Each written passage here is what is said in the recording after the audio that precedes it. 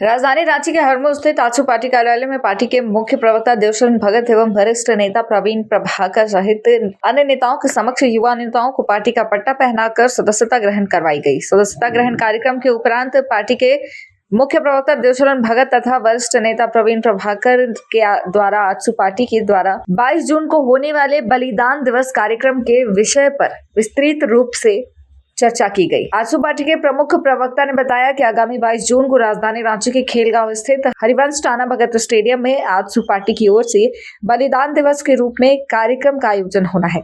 बलिदान दिवस के एक दिन पूर्व 21 जून को पूरे प्रदेश के सभी जिला और विधानसभा स्तर पर झारखंड आंदोलन में जो सक्रिय भूमिका निभाने वाले आंदोलनकारी को पार्टी की ओर से सम्मानित किया जाएगा। आज पार्टी कार्यालय में आज के इस प्रेस संवाददाता सम्मेलन में हमारे बीच उपस्थित पार्टी के केंद्रीय उपाध्यक्ष हसन अंसारी, साथ में उपस्थित पार्टी के झारखंड आंदोलनकारी नेता प्रवीण प्रभाकर जी, पार्टी के केंद्रीय महासचिव हसन अंसारी जी, राजेंद्र मेहता जी, झारखंड आंदोलनकारी और जुझारू नेता दीपक महतो जी, पार्टी के युवा नेता संजय मेहता जी, पार्टी के प्रवक्ता देवाशीष जी। मुख्य रूप से आज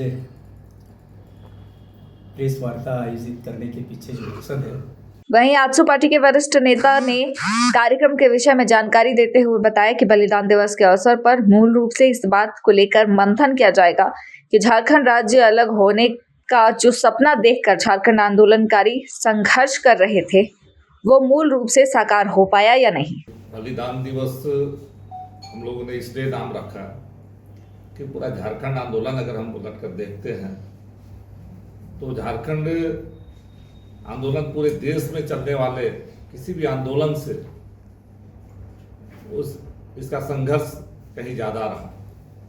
50 साल से ज़्यादा संघर्ष हम मानते हैं और इस संघर्ष में अलग राज्य के लिए, झारखंडी जनता के लिए, झारखंडियत के लिए जो कुर्बानी दी गई, शहीदों ने दी कुर्बानी, युवाओं ने दी, छात्रों ने दी, और खासकर जब से आजसू बना, आजसू के बनने के बाद पूरे झारखंड आंदोलन में एक नया टर्न हुआ।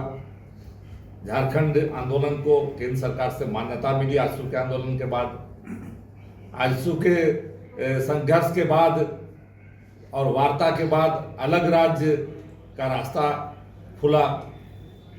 तो कहीं न कहीं उन शहीदों और उन युवाओं की कुर्बानी को हमको याद करने का ये सही समय है इस बलिदान दिवस के माध्यम से।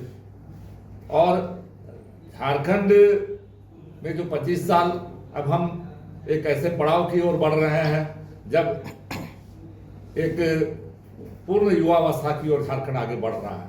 तो ऐसे समय में एक आत्ममंथन का भी समय है कि हमको ये पलटकर देखने की जरूरत है, आत्ममंथन करने की जरूरत है कि जिस झारखंड का सपना शहीदों ने देखा था, क्या वो सपना साकार हुआ है?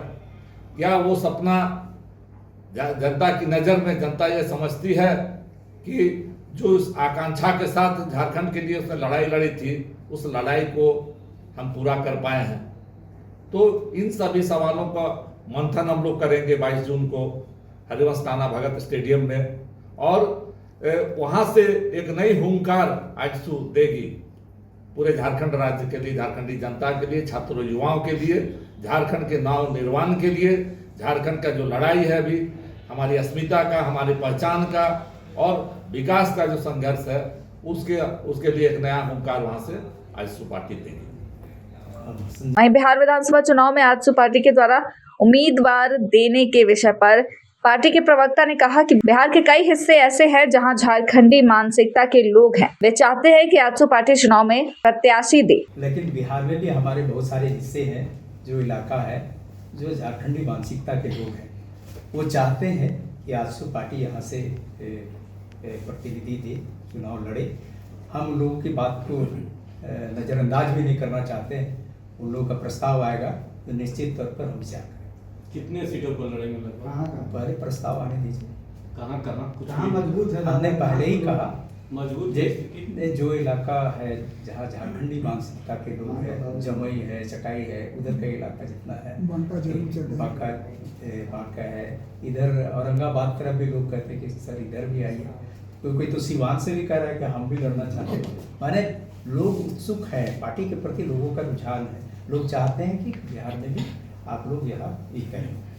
तो क्या लड़ने का इरादा है? हमने कहा कि प्रस्ताव हम आने दीजिए, हमारी टीम बनेगी, उधर एक सर्वे करेगा, निश्चित चुनाव लड़ना और चुनाव जीतना है, या चुनाव केवल उपस्थित होने के लिए नहीं, बल्कि हम चाहेंगे कि शानदार तरीके से आगे बढ़ सकें।